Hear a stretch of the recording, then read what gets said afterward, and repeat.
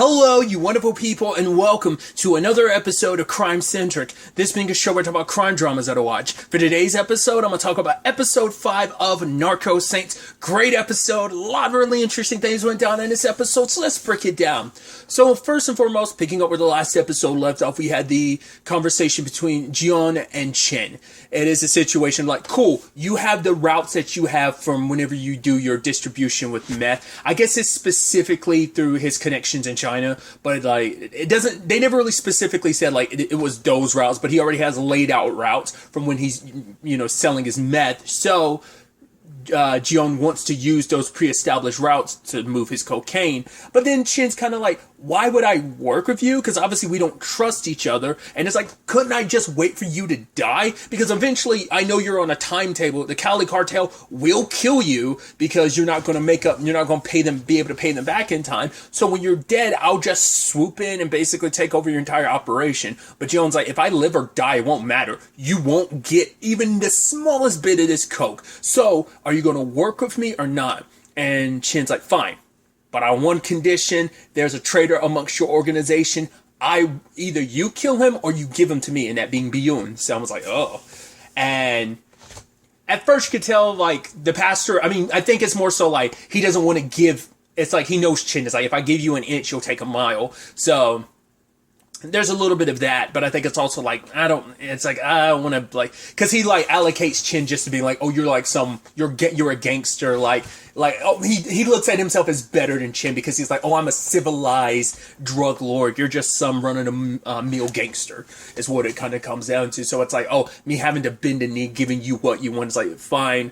I think it comes down to the fact is, at the time, he still wasn't 100% sure who to really 100% trust, but also it's like, well, also it's a small price to pay because if I don't do this, the cartel will kill me. So self-preservation, and I've got my dreams and my goals of building this amazing, beautiful drug empire. So one man for the entire empire. It's like, right, he's willing to sacrifice because he's like, oh, it's God's will, which it's like, you obviously don't believe that BS. It's all horse shit to you. So like, he would spew that. He would justify it like that to anyone else. No one would really question him. But the fact is, he kind of did it all behind Biyun's back. Makes you go like, no. Like, even you knew, like, Biyun would kind of be like, no, that's, even Biyun would be like, oh, even he had hesitate to make that sacrifice for you. That's why you didn't bring it to his attention. Because if you truly believed, like, oh, he would willingly sacrifice himself, you would have told him what was what. But you didn't. So I think that kind of speaks volumes.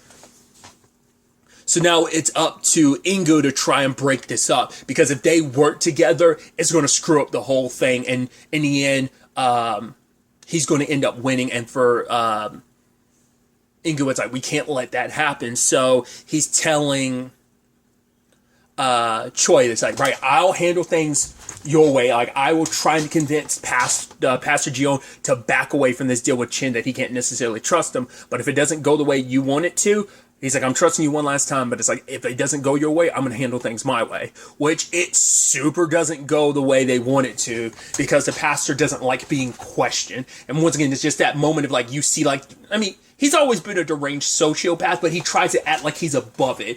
And then, like, you see it when he was choking Ingo. Like, once again, it's like that psycho inside of him ended up coming out. Because this isn't someone who's just like some white collar criminal or something, like, who has like some dignified air to him, which is weird to say about like a criminal, but you get what I'm saying? Like, he acts like he is because he believes himself chosen by God, which obviously he knows that's horseshit that he's just shoveling down other people's mouths, but he does believe himself better. But truth be told is, he's no different from Chen. They are like cut from the same cloth. He was kind of a low grade person, and then he just managed to find his way up. But once again, like, We've seen peaks obviously in his past in episode 2, seeing like push comes to shove how far he'll go, because this episode is when he really has kind of gotten his hands dirty the most, at least, present day. So, because Ingu keeps trying to push like, hey, you can't, this isn't going to work the way you want to. We had the Puerto Rico route, like, let's do that. And he ends up calling him out, being like, oh, you're just too much of a coward to do what's right in front of you. It's like, chokes him, slams a bottle in his face. It's just like, jeez. So it's like, cool. So with that, Ingu tries to, it's like, right, if I can't convince the pastor, what I'm going to do is convince Chin to kill the pastor, because it's like, right, we both need to do this, because, Chin's like, right, like, it's going to benefit me in the end, like, killing the pastor, like, what will that do? It's like, yeah, but the moment the pastor makes this deal, he will not need either one of us. And it's like, later on shows in the picture of his facility, like, he's going to be able to make and distribute the coke himself. Once you give him an inch, he's going to take the whole damn farm. He's going to take everything and make his own, and he won't need you anymore. You're not going to have like a role going forward in the future. If need be, he will kill you. We'll kind of talk about that later, but it's like, yeah, he won't need you anymore. So it benefits us both to kill him now. It's like, right, you go ahead, like, is one life worth the 100? Because it's like, right, you kill Bjorn or get him to kill, because he's like, there's no way Chin would actually kill one of his loyal servants like Bjorn, but it's like, or like really give him over either way. He's probably planning like, no, most likely he'll probably hand him over to me, or probably won't actually kill him himself, but he'll probably hand him over to me. So there's that. But Ingo's like, right, your need for revenge against this one person is going to cost you everything, because you think killing him is going to, it's like, no, it's just like, you're going to give him you get what you want, but he's going to get what he wants, and then he's not going to need you, and he's going to kill you and every single one of your men, which it all, once again, jumping ahead a little bit, does come full circle later on. So to some extent, not to the extent everyone's kind of planning. So Chin agrees, and it's like, all right, we're setting up this deal. We're going to have sell Bjorn out, which once again I felt bad for him, because I'm like, man, you were but he did get one badass action sequence when he was kind of being sold out, because like when he was keeping an eye on Chin, I was like, oh, I thought I was like, oh, because they felt a little weird, because they're like, oh, the fact is Chin agreed too easily. They're like, there's something up here. So they went to see, like, kept Bjorn nearby to see, like, okay, it seems like everything's legit. Okay, cool. Let Chin know exactly where Bjorn is. I'm like, oh, okay. I guess it's like they needed someone on the ground in case, like, oh, is he doing something shady? Okay, he's not. All right, then Bjorn's already in place to be taken care of. But that was a pretty dope sequence. Just like, being the last man standing and cutting into. I mean, hell, he straight up like cut off one dude's arm with the machete and everything. I was like, yo, that didn't go the way anyone kind of expected, because I was like, oh man, is Bjorn done? And it's like, nah, your boy survived. And then later on, Jung probably like made sure not to say anything, because it's like, oh, I let one of your followers know that he was about to be sold out. So it's like, oh, why rock the boat like that? Don't let him know how that was going to go. But it's like, that was wild.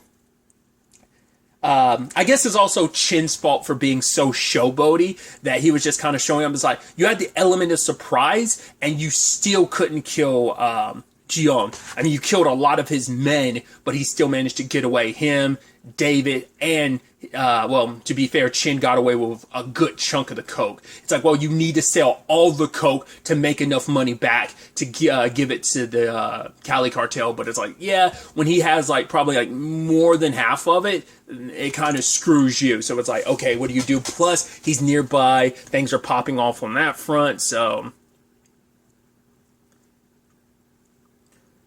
And so now it's up to Ingu to kind of like, all right, well, Chin got the coke. All right, I'm going to have to go talk to the pastor and kind of ease things on that front. So he goes to see the pastor. The pastor's kind of paranoid, because it's like, right, who could have sold me out? And I love it's all pointing on Ingu, but he's like, how would I know where you guys were? It's like, no, you knew exact location was, because I forgot. It's like, oh, he had been there, but he's like, yeah, but you guys had me covered up. How would I know the exact location?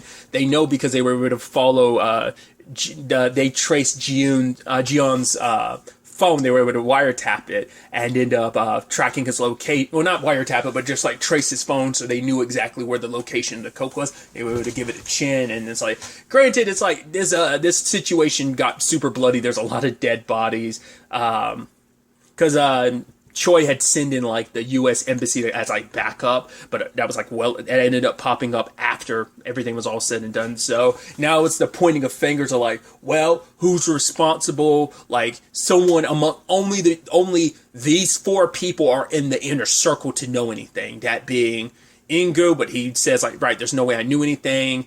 David, Lee, and Byun, and it's like, okay, so who could have done this?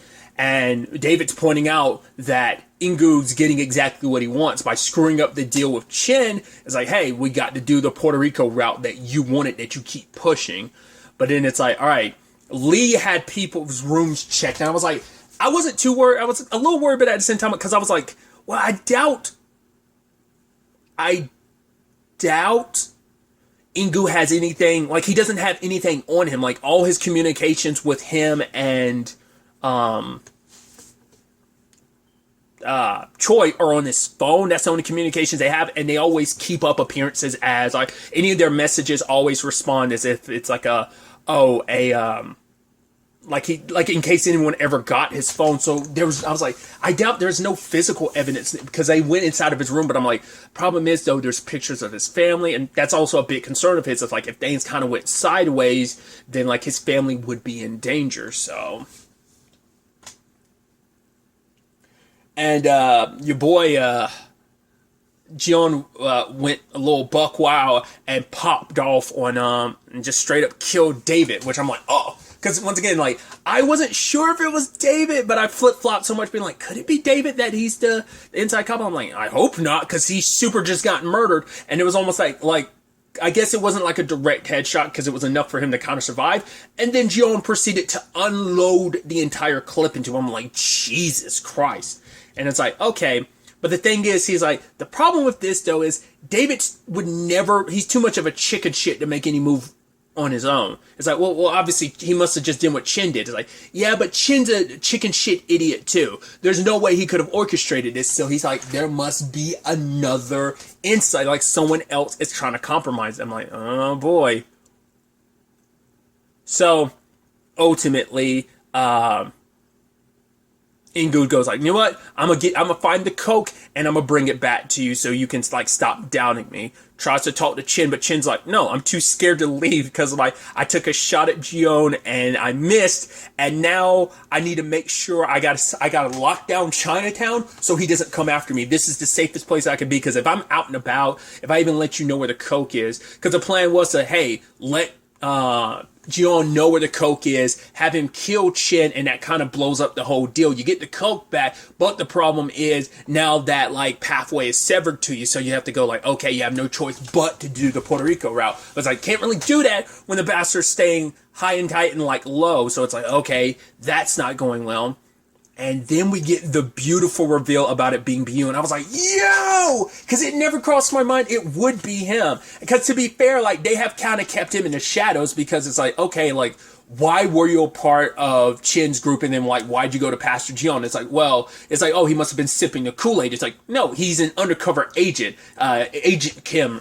And I was like, that's interesting. Because, like, I brought it up earlier in the season. I kept thinking it was David. Just like stuff leaned more towards David. But it also turns out the evidence necessary to set up David to be like, oh, the phone with contact with Chin. I was under the impression that I mean, luckily, Jion ended up killing. I mean, David probably wouldn't have been able to do anything to convince Jion either way, because Jion's a paranoid person, and he is kind of like, right, once he believes he's right, like he's not going to second guess anything. But also because he was so quick to pull the trigger, he didn't find out who the potential other person that could have been working with him that he believed to be the case, the mastermind behind everything. But it turns out Agent Kim Byun is the one who ended up setting that up, because it's like, oh, you should be thanking me for helping you guys out, because Inga was like, I'm the civilian you guys dragged into this. You should be a little more grateful. It's like, yeah, but I'm the one who planted the evidence to make it seem like David was the traitor, so you should be thankful to me. And I love that back and forward. It's just, Inga's like, yeah, I understand where you're coming from, that I got to follow yours and Choi's path, but it's like, I don't like your tone. He's like, how old are you anyway? And it's like, well, I'm more respectful to you than I am now than I am when I was Byun. Also, we're the same age. And I was like, I love that. But I think that was a neat reveal. Maybe I think when you look at Byun's circumstances, the fact is that he fought tooth and nail to survive. And it's just kind of like, well, I think the fact is they made him survive must have meant like, oh, like maybe that should have been a key sign. There's probably other stuff that hinted at it being him. But at one point, there was a phone that was being tapped. And I'm assuming that was David's phone. But they could have tapped David's phone, or maybe that was maybe that's the phone that Byun ends up using later on to entrap David and make him see like he's the traitor. Either way, so it's also, he's also the one that's saying, like, yeah, but killing Jion isn't going to resolve anything. He's like, if it was, I would have killed him a long time ago. It's like, right, because I think there's too many people in play that would continue this, even if Jion didn't. Like, it's basically, I think, a Hydra situation. He's created so much of a cult following that his followers, David or even Lee, would have continued things if he had died, so it wouldn't have stopped anything. You wouldn't have really put a dent in, like, the Cali cartel either. It just, things would have just kept finding a way forward. So Jion, frustrated with things being the way they are, is like, well, I can't go to Chin. I need my coke back. So what does he do? He goes to President Delanio and is like, right, I need you to storm Chinatown, which he doesn't want to do because he's like, I don't want to lose the Chinese vote.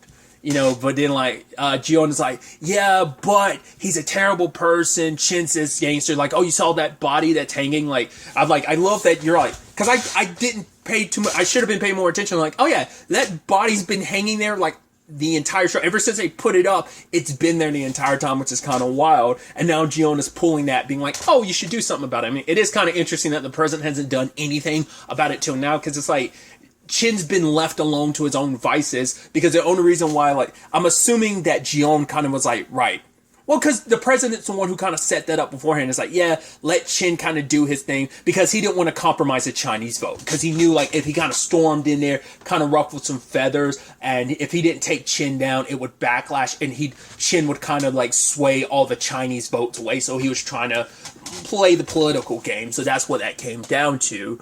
But now it's like Jion's like, no, I need you to storm that, because, hey, I got a guy here, Byun. I guess I never really thought about, I thought he knew Korean, but the way Jion was kind of saying is like, oh, Byun has like a Chinese parent and a Korean parent, so he can be like our middle ground and replace the manager of like Chinatown. Like, by putting my guy there, we can have someone a lot more reliable, so it's all going to work out in the end. Plus, I can get you the next election if you kill Chen. So the president calls it in. I'm like, that is wild. Just straight up tank and the army just rolling up, blasting. No warning or anything. I mean, there was nothing but civilians around, and Chin's people got lit up. I'd say at least 90% of his people got wiped at that point. I was like, that's wild. And then, like, after they already busted into Chinatown, started shooting and stuff, then they're putting out the message, hey, like, we're only after the bad guys, civilians won't get involved. It's like, there had to be some crossfire there, not crossfire, but there had to be like some friendly fire where like some people got hit, but maybe it was just mainly Chin's people. So that's kind of interesting. So luckily Chin is still taking Ingu's call, so it's like, okay, so what are we going to do with this? So now it's a situation of, all right, Chin's backed into a corner. His people are getting wiped out. He calls Ingu. And I thought the thing was going to be like, Ingu was going to roll up and he's going to be like, I'm sorry, but Byun's got me at gunpoint and he's going to try and and I was curious like how that was going to play out. And because the whole point was like, hey, you have to be the one that ends up killing Pastor Gio, and you have to find a way to kill him.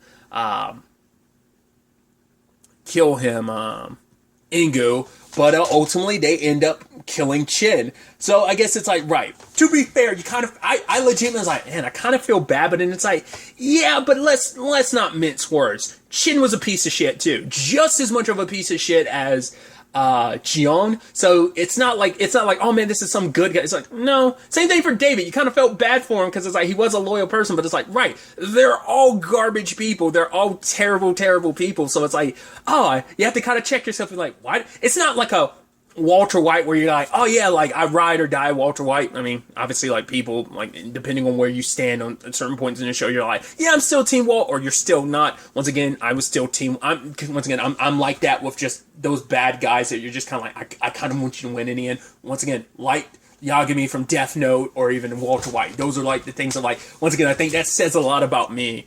But in this moment, I'm just kind of like, oh man, I feel bad for you, Chin, but I'm also like, yeah, but you're an asshole. You're a very bad guy. I mean, the guy you literally chopped off his hands and feet and paraded his body and left it hanging in Chinatown. I mean, hell, even the president kind of having the army cut down the body to ease the Chinese people in Chinatown to make them go like, oh my God, like you're being so respectful. It's just brownie points for him, and he's just kind of like, swaying the people's vote towards him because he comes out looking like the good guy as they kind of busted down this whole operation. But once again, now it puts Byun in a position where like, hey, now I'm the manager of this whole thing, and it's like, cool, everything's great, we're winning. Jion is like, yes, it's all great. But then Byun being in his position is like, yeah, I talked to the Chinese connects. They're uncomfortable going forward with things. So to kind of sell the coke and everything using the meth routes, it take about 3 to 4 months. I'm like, oh yeah, backing him into a corner because all you have to do is lie. It's not true at all. But Byun, he's going to trust Byun wholeheartedly now. So it's like, okay. And it's like now, Jion's desperate. He has nothing else to do but take the Puerto Rico route. So it's like, okay, cool. And calling up Choi, and Choi's like, he's like, yeah, if I could get this all ready in the next 3 hours. And it's like, all right, let's do it, which the NIS are celebrating because it's like, yeah, we did it. Oh my God, congratulations. It's like, to be fair, it's not over until it's over. And so it's like, okay, like, Jion's like, all right, Ingu, let's handle this. And so Byun and Ingu kind of give each other that look, but you see Lee looking at them because he's still got his eyes open because he believes what Jion said. Like, no, there's got to be another traitor amongst them. And it's like, you two being a little too friendly, especially because it's like, right, you two were the ones that kind of helped resolve this situation. I don't know if he knows that Byun's the one that ended up popping Chen or whether, like, but he knows that Ingu's the one that kind of helped with the whole thing, kind of found out where Chen was. Probably not asking too many questions about how you were able to make that happen. But I think Lee is, because he's a devout believer in all of this, he's steadfast and being like, okay, something's fishy here. So I am fascinated to see how this all ends up getting resolved, like how this is all going to play out.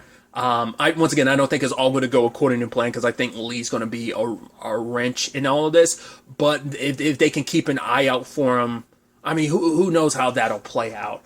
But also, I have no idea because I haven't looked into it because I didn't want to know ahead of time.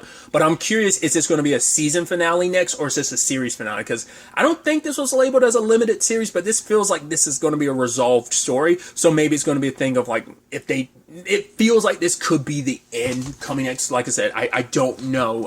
I'll look it up after I've watched the finale to kind of get a confirmation on that. But either way, I'm so excited to see how this ultimately ends up wrapping up, where everything currently is. I mean, we're down to the wire because I was like, yeah, the deal's about to go down in 3 hours. But once again, like, it's not going to be, like, not everything's going to be super kosher. Like, it's kosher. It's going to, like, there's going to be some hiccups in it. And I'm just curious, will Byun and Ingu be able to swing this in their favor? And make sure like this kind of goes down without too much of a hitch. We shall see. I'm curious also, like, is Jion actually going to get arrested or will he die at the end of this? Once again, have to wait and see. But really, that's all I'm going to talk about. Till the next time we meet, be happy, be safe, live life to the fullest, and enjoy it. Good day and goodbye.